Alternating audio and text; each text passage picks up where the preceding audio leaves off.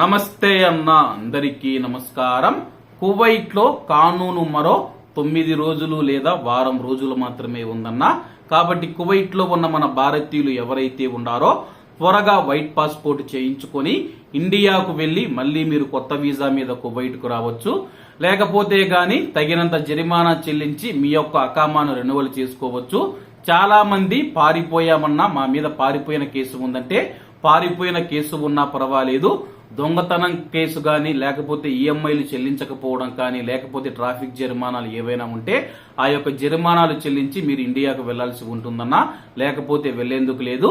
ఎందుకంటే ministry of interior కానీ లేకపోతే ట్రాఫిక్ డిపార్ట్మెంట్ కానీ విద్యుత్ మరియు నీటి వ్యవహారాల మంత్రిత్వ శాఖ కానీ తమ యొక్క బకాయిలు చెల్లించిన తర్వాతే కువైట్ నుంచి వెళ్లాలని చెప్పేసి లేకపోతే ట్రావెల్ బ్యాన్ విధిస్తామని చెప్పేసి ప్రకటించిన విషయం అందరికీ తెలిసిందే.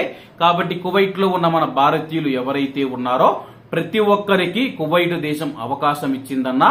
కాబట్టి మరొక వారం రోజుల పాటు మాత్రమే, మరొక 8 రోజుల పాటు మాత్రమే ఈ యొక్క కానూన్ ఉంటుంది. కాబట్టి ప్రతి ఒక్కరు ఈ యొక్క కానూన్ ఉపయోగించుకోవాలని కోరుకుంటూ ఉన్నాను.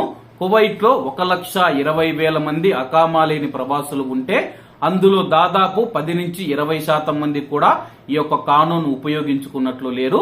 దీంతో జూన్ 17 తర్వాత ఈద్ సెలవులు ముగిసిన తర్వాత కువైట్ దేశవ్యాప్తంగా తనిఖీలు నిర్వహించి కఠినమైన చర్యలు తీసుకుంటామని చెప్పి అధికారులు ఇప్పటికే హెచ్చరించారు. కాబట్టి కువైట్ లో ఉన్న మన భారతీయులు ఎవరైతే ఉన్నారో ఏమీ ఆలోచించకుండా ఇండియన్ ఎంబసీకి అనుబంధంగా ఉన్న బిఎల్ఎస్ పాస్పోర్ట్ సేవా కేంద్రాలకు వెళ్లి వైట్ పాస్పోర్ట్ పొంది అలాగే మీరు ఆ యొక్క వైట్ పాస్పోర్ట్ లో డిపార్చర్ స్టాంప్ వేయించుకుని కువైట్ నుంచి బయలుదేరవచ్చు.